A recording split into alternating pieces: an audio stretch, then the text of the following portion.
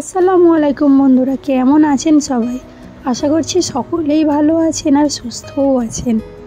আর আমিও ভালো আছি, আমার পরিবারও ভালো আছে।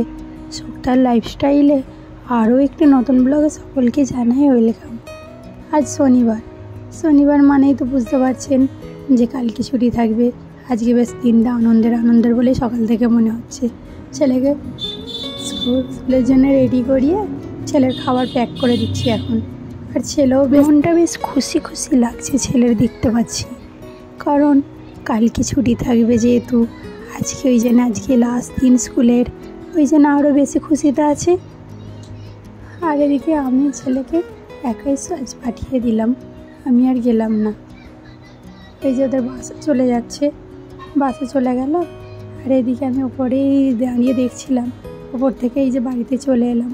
বাড়িতে এসে আমার আজকে মর্নিং ড্রিঙ্কস বানাচ্ছি, একটু নতুনত্ব বানাচ্ছি। কিছু নতুনত্ব বলতে টারমারিক টি বানাচ্ছি, যাতে একটু প্রতিদিন একঘেয়েমি ড্রিঙ্কস নিচ্ছি না, তাই ভাবলাম যে একটু চেঞ্জ করে নতুনত্ব কিছু করি। ওই যে চেঞ্জ করলাম।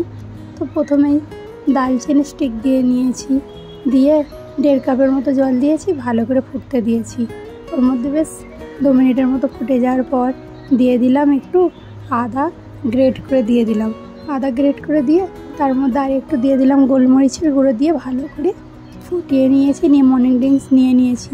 আর এই যে অনেক আজকে শনিবার যেহেতু অনেক কাপড় চোপড় কাচার ছিল, তো কাচাকুচি করে নিয়ে ভাবলাম যে না একেবারে গোসলটা করে নিই।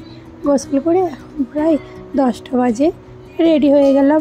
ওই যে প্রতিদিনকার তো নিয়ম আমার, রান্নাঘরে যাওয়ার আগে আমি সানস্ক্রিনটা লাগিয়ে নিই, ফেসে লাগিয়ে নিলাম, চুলের মধ্যে একটু কন্ডিশনারও লাগিয়ে নিলাম। তো ভালোভাবে লাগিয়ে নিচ্ছি সানস্ক্রিনটা, যাতে রান্নাঘরে রান্না করতে আবার মাঝে মধ্যে তো ভুলেই যাই সানস্ক্রিন লাগাতে। প্রথমবারে লাগিয়ে নিই, তারপরে যে 1 ঘন্টা পর এসে আবার লাগাবো, তো সেই সময়টুকু আর হয়ে ওঠে না। ওই একবারই লাগিয়ে নিলাম। আর কন্ডিশনারও লাগিয়ে নিচ্ছি, নিয়ে ফেসে সানস্ক্রিনও লাগিয়ে নিয়েছি। চুলের মধ্যে এখন কন্ডিশনারটা লাগিয়ে আর রান্নাঘরে একেবারে চলে যাব। আজকে ছেলেকে একটু বানিয়ে দিয়েছিলাম ভেজ বিরিয়ানি, তো ভাবলাম যে ওই বিরিয়ানি আছে যেহেতু, ওই বিরিয়ানি একটু গরম করে আয়াত মাম্মামকে খেতে দিয়ে দেবো। ওই যে আমার মেয়ে আয়াত সোনা, ওকেই দেব গরম করছি। আর ওর পাপাকেও একটু দিয়ে নেব। ওর পাপা যেহেতু সকালের দিকে কোনো কিছু খেতেই চাই না, তো ভাবলাম না আজকে যখন বিরিয়ানি করেছি তো একটু করে খেতে দিয়ে দিই। দুপুরবেলা তো খাবে না, দুপুরে সাদা ভাতই খাবে। এখনই গরম করে দিয়ে আর ছেলের জন্য একটু রেখে দেবো, কারণ আজকে একটু মাছ রান্না করব। ছেলে আবার মাছ রান্না খেতে চাই না, তো এই চিকেন রান্না আগের দিনের ছিল, ফ্রিজে রেখে দিয়েছিলাম, ওটাই গরম করে ওর সঙ্গে দিয়ে দিলাম।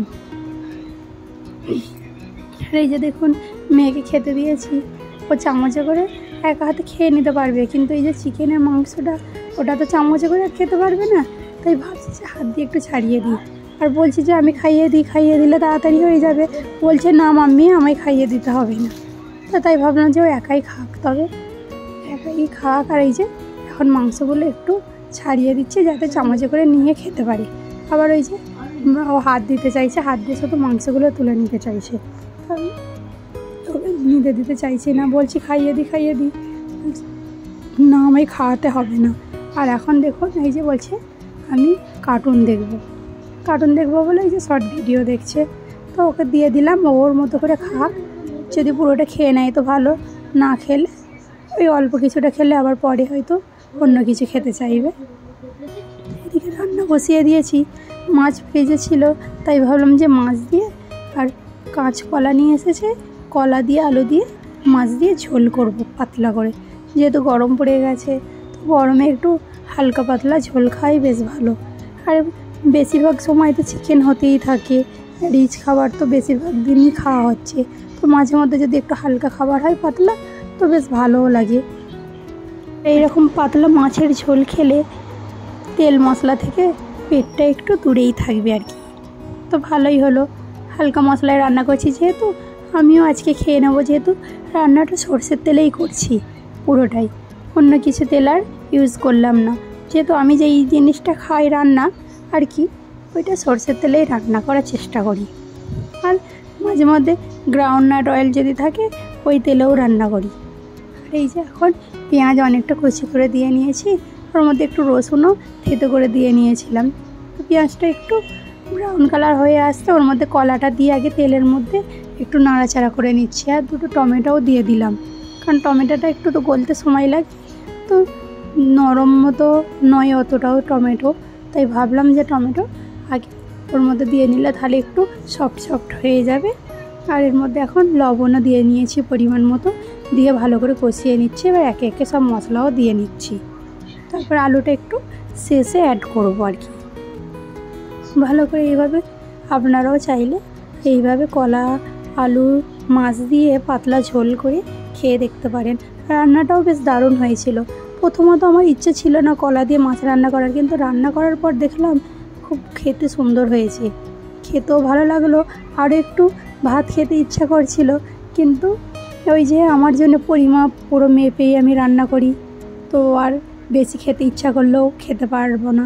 তো এটাই ভালো, পরিমাপ অনুযায়ী যদি রান্না করি, কারণ আমাদের শরীরের ফ্যাটটাও একটু বেশি বাড়বে না যদি বেশি করে খেয়ে নিই, তো ওজনটাও বেড়ে যাবে। তো না, কম খাওয়াই ভালো। শরীরকে যত রেস্ট দেওয়া হবে, খাওয়া দাওয়া অল্প খেয়ে ততই ভালো, শরীরের জন্য উপকারী। আর এখন এই যে আলুও দিয়ে নিয়েছি, আর এর মধ্যে একটু গোলমরিচের গুঁড়োও দিয়ে নিয়েছি, আর জিরে গুঁড়োও দিয়ে নিয়েছি। ভালো করে কষিয়ে দিলাম। যেহেতু কাশ্মীরি মির্চি ইউজ করেছি, লঙ্কার গুঁড়ো এর মধ্যে দিলাম না, কারণ একটু পাতলা পাতলা ঝোল করতে চাই বলে ওই জন্য লঙ্কার গুঁড়ো দিইনি। ঝাল না হয় কাঁচা লঙ্কা দুটো দিয়ে নিয়েছি। যেহেতু চিড়ে দিইনি, কারণ ছেলে মেয়ে খেতে পারবে না, চিড়ে দিলে ঝাল ঝাল লাগবে। ছেলে তো খাবে না, হয়তো খেতে দিলে দেখতেও পারি যে খেতেও পারে হয়তো ভালো লাগলে, কিন্তু মেয়ে খাবে ঠিক। আর মেয়েকে খাইয়েও দিয়েছিলাম। তো এইভাবে আমার কলা রান্না হয়ে গেছে। তো এখন মাছ দিয়ে আর 3 মিনিটের মতো ফুটিয়ে নেবো, নিলেই রেডি হয়ে যাবে কলা রান্না। খাওয়া দাওয়া করে একেবারে এই যে সন্ধ্যা হয়ে গেছে, এখন পেলাম একটু চিড়ে দিয়ে চানাচুর দিয়ে গ্রিন টিটা নিয়েই নিলাম। আর এদিকে পরোটাগুলো সব গরম করে নিচ্ছি, চাও এদিকে রেডি করে নিয়েছি। সকালের খাবার সময় হয়ে গেছে, ওদের খেতে দেবো। তো ওরা খাওয়া দাওয়া করবে, এখন রেডি করে রেখে দিয়েছে। এখনও খাবার সময় হয়নি বলে আসেনি। ওরা যেহেতু 7:30 থেকে 8টার মধ্যে খায়। এদিকে আজকে শনিবার বলে ছেলেও খুব খুশি, বাইরে একটু সাইকেল চালাতে গিয়েছিল আর কি। আর ওইদিকে ফেসটা একটু ক্লিন করতে বলেছে বলে ছেলে ফেস ক্লিন করে নিচ্ছে। আর মেয়ে হয়তো দেখতেই পেলেন যে জুস নিয়ে কীভাবে ওইগুলো বদমাইশি করছে, খাবে না, ওই যে গ্লাসের মধ্যে ঢেলে নিয়ে ছড়াচ্ছে। ডিনার ওইদিকে রেডি করে নিলাম। আর যেসব বন্ধুরা প্রতিদিন আমার ভিডিও দেখছেন অথচ কমেন্ট করা হয়ে উঠছে না, তো ওনাদের বলছি যে আপনারা একটা লাইক করে দেবেন, আর যদি ভালো লাগে তো একটা কমেন্টও করে দেবেন। যেসব বন্ধুরা আমার চ্যানেলকে এখনও পর্যন্ত সাবস্ক্রাইব করেননি, তো আপনাদের সাবস্ক্রাইব করে আমার পাশে থাকার অনুরোধ রইল। যেসব বন্ধুরা আমার চ্যানেলটি সাবস্ক্রাইব করেছেন তাদেরকে অসংখ্য ধন্যবাদ। তো আমাকে আপনারা সাপোর্ট করুন প্লিজ বন্ধুরা, আপনাদের সাপোর্ট আমার খুব দরকার, ও কমেন্টও আমার দরকার। প্লিজ আপনারা কমেন্টও করবেন, কমেন্টের সাহায্যে জানাবেন যে ভিডিওটি কেমন লাগছে আপনাদের, তাতে আমার মনটা বেশ খুশি হয় কমেন্ট পড়তে। আর সকাল থেকে রাত অবধি এইভাবেই কাজকর্মগুলো গুছিয়ে সংসারের করলাম। তো একজন গৃহবধূর যে সমস্ত কাজকর্মগুলো গুছিয়ে যেভাবে করা দরকার, ঠিক সেইভাবেই আমিও করে থাকি। প্রথমত সংসারের ব্যাপারে অত কিছু বুঝতাম না, যখন থেকে বুঝতে শিখলাম তখন থেকে নিজের সংসারটাকে ভালোবেসে সুন্দরভাবে কাজকর্মগুলোকে গুছিয়ে করতেও লাগলাম। আর এখন আমার মনে হয় সংসারের কাজকর্মগুলো একটা শিল্প।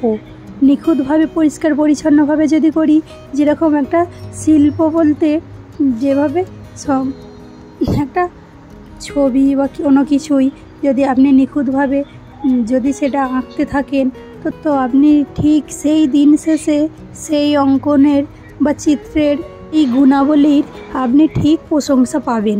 তো আজ ভিডিওটি এখানেই শেষ করছি, দেখা হবে পরের একটি ব্লগে।